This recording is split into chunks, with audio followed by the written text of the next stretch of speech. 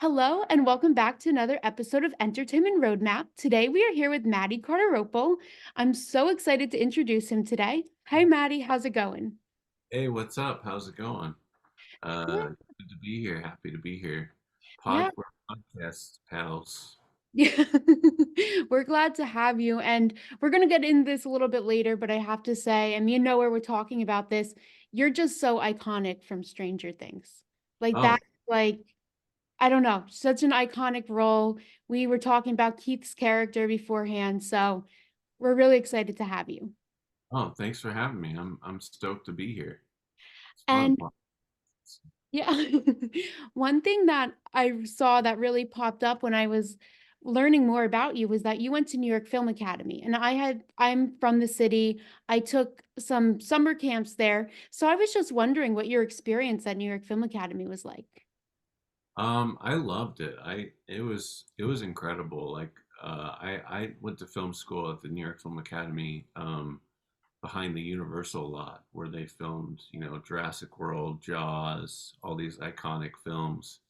And a lot of my assignments and my homework was to film on like the Jurassic Park set, as a filmmaker, because I took filmmaking there and also acting, mainly directing, and it was a dream come true. I really loved what, because I had just moved. I moved from New Hampshire, really small town, to LA, and I was just oh, my cat wants to, he has a question. He wants to interject too. This is Oh, he's oh my goodness. um so yeah, so 2002, I moved to LA, and I lived at Oakwood Apartments, and yeah, I went to film school at the New York Film Academy, and I just loved, it was my first experience where I was like, oh, I know I want to do this for the rest of my life, because like every morning I'd wake up just so excited to like go and film something and like edit something, and I was like, this is what it's all about. So I love being part of the entertainment industry. So cool. Yeah, and did you find that translated well to also being an actor, like knowing the ins and out of like the technical side? Yes, so um as an actor, the technical side, working on uh on film sets at the New York Film Academy, was very cool, because I got to direct, I got to do all aspects. I got to do sound, I got to do lighting, everything. We'd It was a bunch of filmmakers, like my pals at the school, and we'd be assigned.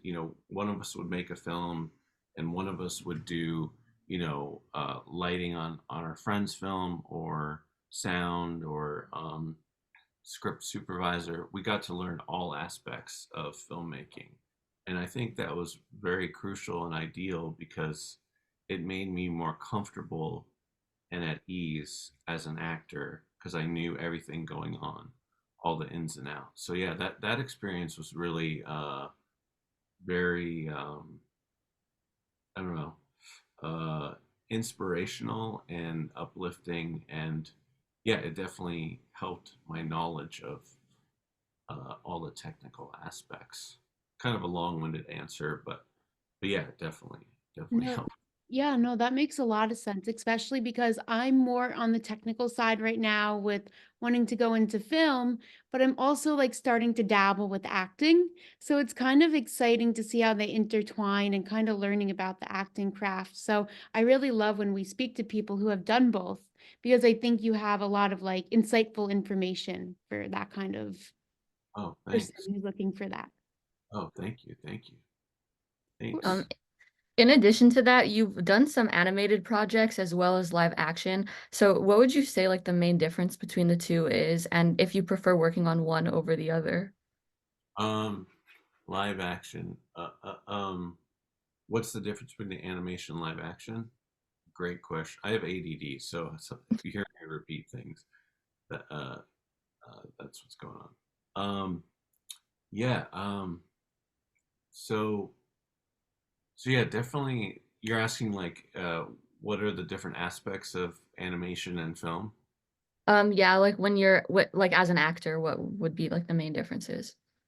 Um, well, kind of the big main differences is with animation, you go into a studio and record all your lines in the studio, and you don't really have too much interaction with the other actors. Sometimes you might um, read with them in a sense, but yeah, it's very um, there's an elaborate set on a set, you know, on a film set. So yeah, yeah, and then on a film set, you know, you have it's very broad and epic. You have, you know, lights and crew and all these things, and uh, there's a big imagination there. I guess with animation, you have to create kind of this imagination in this little room. So there is that there is different aspects to it. So um, but yeah, I love both of it. I love both of them. Yeah, it's very cool. Would you say that animation is a little more like more freeing maybe because there's no camera on you and you can really you're free to kind of try whatever you want for as many takes as you need? Oh yeah, definitely. I didn't really even think about that, but that's very true. Yeah, you get to just kind of play, and yeah, there's no camera. I mean, you could have a booger on your nose or something, and you'd be fine. But yeah, yeah, yeah, it's very freeing to be able to do that for sure. Yeah, Yeah. no, I feel like that makes the whole job a lot of fun, like being able to kind of go in, play around with your lines more. And I don't know, I feel like learning voice acting is something, it takes a lot of talent and time, but it seems like it's a really fun kind of wet pathway to take. And not only do you do live action and animation, but you're also an author and you're very into poetry. So, how did you get into poetry? So yeah, I've always loved poetry. In high school, I took poetry class, and I had this teacher, Mr. Ferguson, and he was just incredible. He was just really just kind of a cheerleader of mine. He just he always encouraged me to be myself, and you know, he would give me 5 minutes to just get up, basically my first stage, and just perform in front of the class. Like I had this bit that I'd always do where uh, you know, I'd have to read a poem, and I'd be like, "Oh, I lost my poem. I don't know where my poem is." And I'm like, "Oh, I know where it is. I think it's in my shoe." And I'd pull my poem out of my shoe and just read a poem. And that was kind of my classic bit that I'd always do. It always got everyone loved that. And then he encouraged. He had this little poetry reading at a local bookstore, and I went there and read poems. And that was my first kind of, you know, performing in the public, and I just loved it. I loved being able to express myself with poems. It's just very just and poetry is so freeing because there's no it's kind of like painting in a way where there's no rules. You can just make a poem out of words, and uh, you know, it's just very freeing to have that. It's very creative, and I just I love that. I'm addicted and obsessed with with being creative and, you know, thinking outside the box kind of thing. So yeah, I love poetry. And my poetry book that I wrote, my first one was is called uh, Space Cadet: A Guide to the Universe, and that's just a collection of poems to inspire other artists to be their authentic creative selves. And then I wrote a second poetry book called Happy Birthday Every Day, and that talks about celebrating, you know, like the title, like celebrating every day like it's your birthday, like live life to your fullest. Um, so yeah, that was really cool. And I'm working on my new poetry book called Heal and Feel, which is about grieving and healing. Wow. um, and that should be coming out this summer. So Wow, uh, congratulations. That's thank. like that's not even like pretty, that's very impressive. As someone whose brain for some reason does not work with poetry, like writing it, I love reading it. I love to hear how it works for you because you make it sound so inspiring and like it just comes so natural to you. And that's really just such a great talent. And I think that speaks to who you are as a person and just naturally gifted and you care a lot about the world around you. Well, don't give up because it's just all about, it's honestly, there are no rules. So you can literally write anything as a poem and it's considered a poem. I mean, honestly, you don't need to rhyme. You can just put a bunch of words on a piece of paper and it's pretty much considered a poem. Wow. So yeah, don't, I encourage you to write and to just try it. Cause like, it's like anything like drawing, like, people say, oh, I can't draw, but um, it's like any skill. If you take the time to learn how to do it, you can actually draw. And that's kind of with anything. Like and with me, I love learning. Like learning is probably my number one favorite thing to do. Like I love learning new things. So yeah, Yeah. So poetry. something else that's like pretty impressive about your poetry is that you self-published Space Cadet. What was that process like? It was pretty daunting actually because in terms of like the administration aspect of it, like all the formatting and all those things, it's very difficult. So I outsourced those things. Like I hired people to do some of the things that I'm just not very good at. And that was very beneficial. Like I had my wife, who's a very talented, she's very talented with writing, and she edited it, and then my best friend Chris Dotson, and then my mom edited it as well. And yeah, they helped so much in terms of those things. And then for the formatting, I hired a my friend Kathy, who's also worked as my assistant. She did all kind of the formatting of the book of like the sizes, and because on Amazon they're very specific.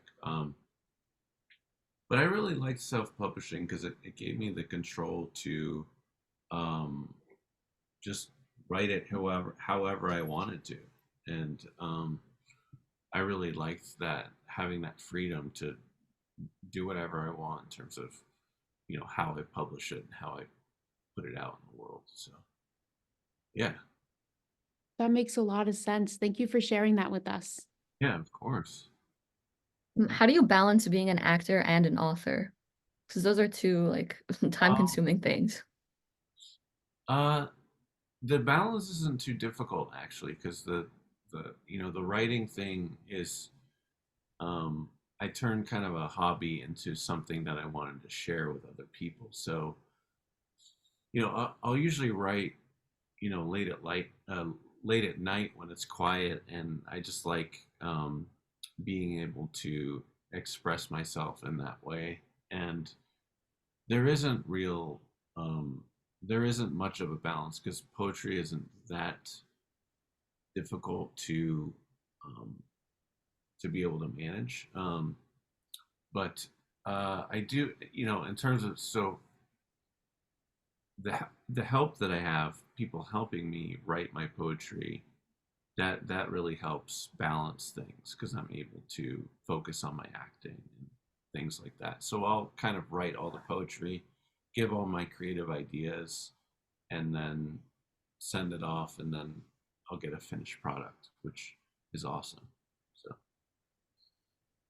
Yeah, no, definitely. I think it's really cool that you're able to balance both and you're able to find that balance because there's a lot of people who can't even balance one. So I think that it just, you have great time management there. oh, thank you. You're welcome. And kind of getting into your acting now, let's talk all about Stranger Things. What was Oh, your experience on the show like? It was incredible. It was a dream come true, you know. Working on that show, I had someone had told me about it, and they were like, "Oh, you should see this show. I think you'd be great on it." And I was like, "Okay." And I watched it, and I like binged it in one night, I think. And I was just like, "Oh my God, this is the best show ever. How do I get on the show?" And this never happens in the industry. What I'm about to tell you is, I emailed my agent and I was like, "I want to be on the show." It's like I've done that before, and they're like, "Oh yeah, okay, buddy." Like, yeah, everyone wants to be on the show, but it just so happened there was a role that fit my who I am, and in terms of it, just the role fit, and so I got the audition, I read for it, and immediately, maybe a few days after, they're like, "They love you for this," and then I was like, awesome. And then there was kind of a little bit of a tangle, like, because I was on this other show, A Series of Unfortunate Events on Netflix, and I guess someone at Netflix was worried that I was on two shows and it was too similar. But I was like, no, no, I'm wearing all these elaborate costumes in A Series of Unfortunate Events. It's nothing like, you know, what I'll be doing on Stranger Things. So I had to like send them photos of my costumes and be like, no, no, it's I'm different, like on the show, or will be on the show. So yeah, so long story short, they figured it out, and I booked the role, and it was incredible.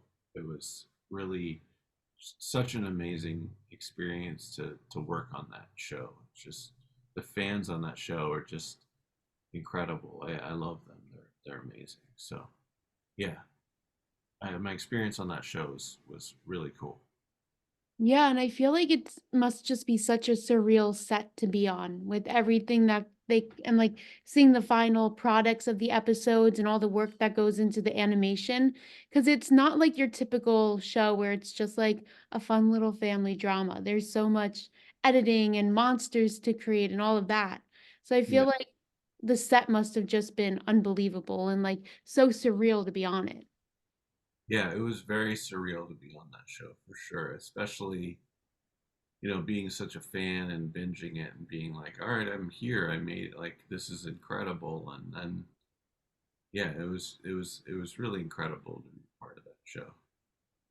Yeah. And I feel like the second season is such a well-regarded season and such an iconic season. So I feel like just your part really stood out and it was such a great part for you. And I can see why Netflix or whoever auditioned for it right away was like, oh my gosh, this is like the perfect fit. So right place at the right time. Yeah, exactly. Yeah, exactly. And the other thing is like you got to go after your dreams. Like you just have to um you can't just sit around and wait. Like you have to go and make the calls and just put yourself out there and just see what happens. Definitely. So you also have a podcast called Not Rocket Science. Could you talk a little bit about that and what the premise behind it is? Oh yeah, for sure. Yeah, it's called Not Rocket Science, and I host it with my best buddy Anthony DeVries, very talented comedian, and yeah, we just have a blast. The concept came for that was just like again, I love learning, and I had a lot of trouble in middle school and high school. Just I was diagnosed with ADD as an adult, and I just feel like I wanted to take power over just not being able to learn as much as I could have at a young age, and I wanted to start a podcast where um, I could take control and power and that and knowledge in my you know and what just it was just incredible to be able to have that power and yeah take so not rocket science is about uh not rocket science is about interviewing people about their real jobs like a firefighter a it could be a dentist, basically people with real jobs, just interviewing people about everything. It could be about taxes, accounting, just people with real jobs, a teacher, an artist. Yeah, it's just an incredible thing to be able to take power in learning things. I just love learning. So, I love that concept because, at least for me, it's kind of easier to retain information when I'm just listening to people have a conversation rather than like someone standing at the front and like telling you things. So I think that's a really cool concept. yeah. And we also, will take the podcast on location and interview them as they're doing the skill that they've learned, or just get like a behind the scenes feel of like what their job is really like. And yeah, I love that, and I want to be able to help other people that have or have had learning disabilities and help them learn in that way. So yeah. That's um, such an awesome concept. I have to say, hearing that, because I already learned so much just from doing this podcast and speaking with people with different acting careers, but hearing that you go for all different careers and the reason you do it and the reason behind it, it just, I'm so sorry. it's okay.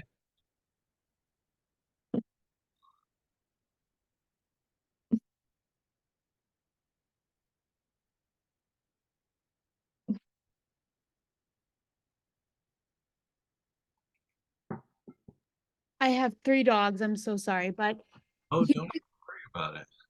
hearing the reason behind it, it just the reason behind it, it just really shows that you're in it for the right reason and that you really have a care about it. And I think that it comes from your heart, which I think is the best kind of media and content. So I think that's great. Yeah, definitely. Yep, for And sure. yeah, have you learned anything from the podcast that you never thought that you like something unexpected? Like I would say one thing me and Noah have learned from this is kind of reaching out and making those cold calls through emails, all of that. Is there anything unexpected that you've learned? Yeah, one thing I was really surprised with is we interviewed a firefighter and they only get like $10 a day for to make their own meals, which I was like, that's just crazy to me. I feel like they should get more money. It's like 2024, you know.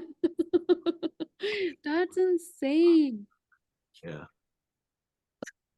That is something they don't tell you in like firefighter shows on TV. yeah.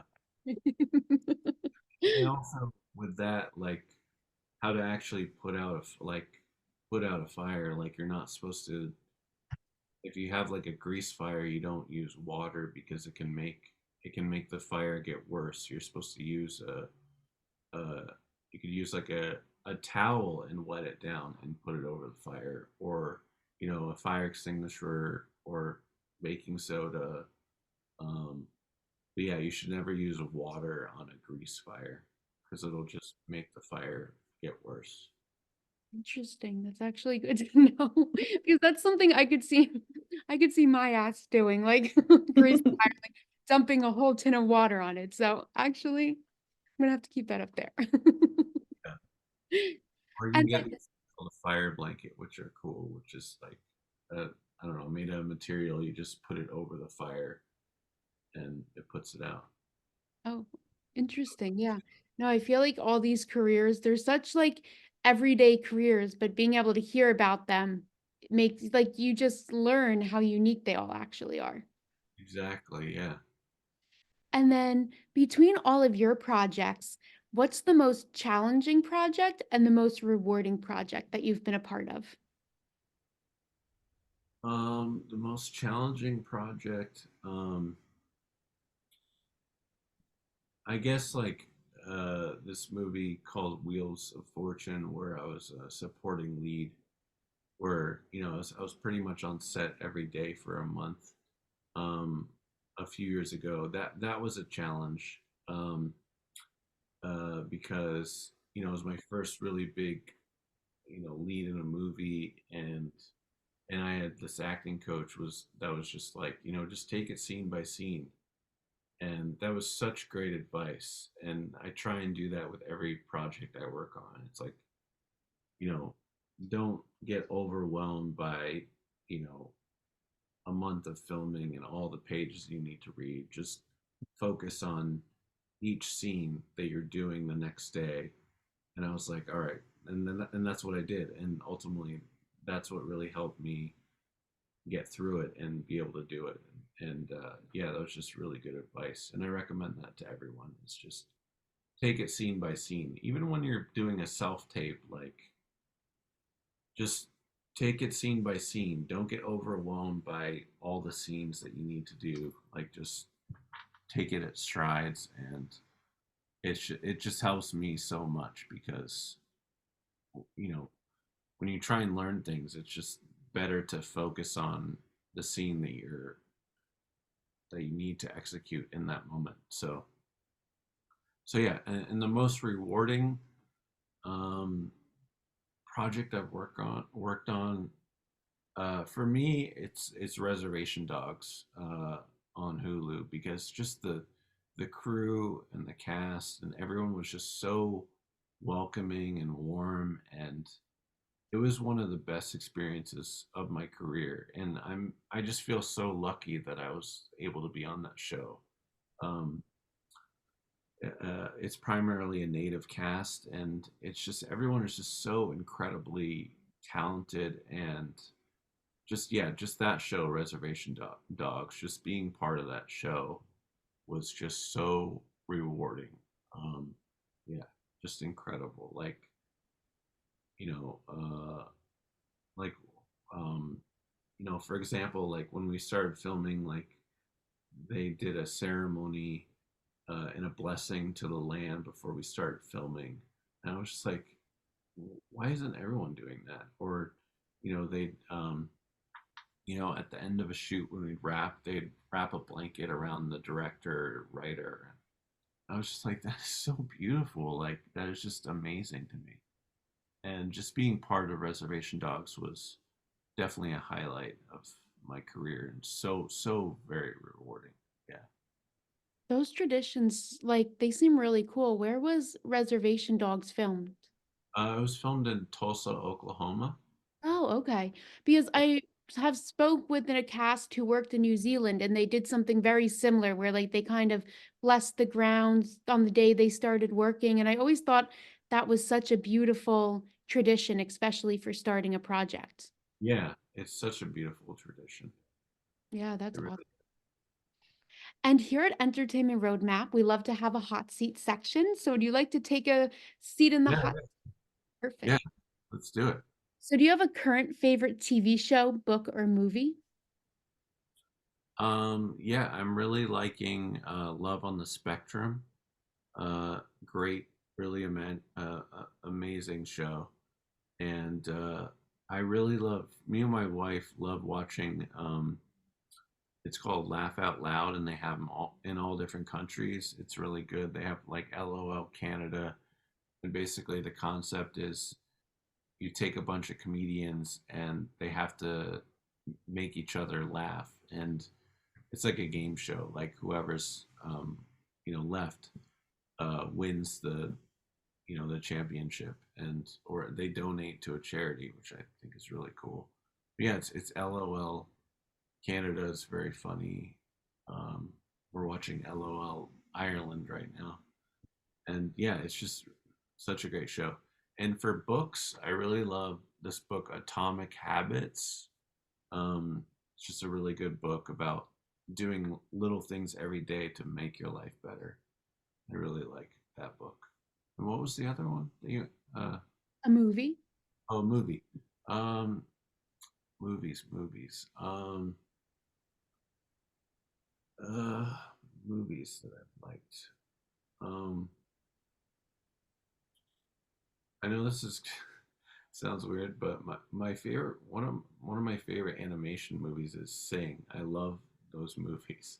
Sing 1 and 2 are the best movies ever. There's cute. And I love how like they do the little song renditions of like the little Yeah, animals singing. They're such feel-good movies. yeah, I love feel good movies. Yeah. Who's an actor or director you'd like to work with one day? Um, I think Wes Anderson. I'd love to work with him. He's really incredible. Yeah, I'd love to work with him. Greta Gerwig. I think she's so talented. I'd love to work with her. Yeah, Those are great choices. And then how about New York City or Los Angeles? New York City. LA. I just love the sun. Like I need the sun. I I know can, I'm New York born and raised, but I've been to LA 2 or 3 times now and I just love it over there. Like it's so and it you feel like you step into like a whole different world. It's so nice. I love going to New York to visit. Like I love going there. Like I do love New York. So Yeah. Apple or Android? Apple. That's the right answer. There's no right answers for hot seat questions except that one. I always feel like when anyone has that green bubble, it's so and having group texts with them and Yeah, Apple. yeah, Yeah. sure. And then how many cats do you have? I have one cat. I had two cats, but my Maxie passed away. Oh, I'm Uh, sorry. oh, it's okay. Um, and then we have a dog named Clover, a rescue. She's incredible. She's amazing. My We got sister, what? I was gonna say my sister just got a kitten and I have 3 dogs and she brought the kitten over this weekend. So our house was a mess. It was 3 dogs and a cat. It was crazy. But the cat's so sweet. That's awesome. Yeah. We rescued our dog. It's a little terrier mix, Clover. She's the best. We rescued her from a shout out to Toby's Small Dog Rescue. They're on Instagram. And yeah, they're just the best organization. Um, yeah, That's great. we love her so much. I love animals, so that's so sweet to hear. But Maddie, thank you so much for joining us today. We had such a great time and you were such a phenomenal Oh, guest, and it was so nice to learn all about your career. oh, thank you so much. Thank you. I had a blast. Thanks for having me.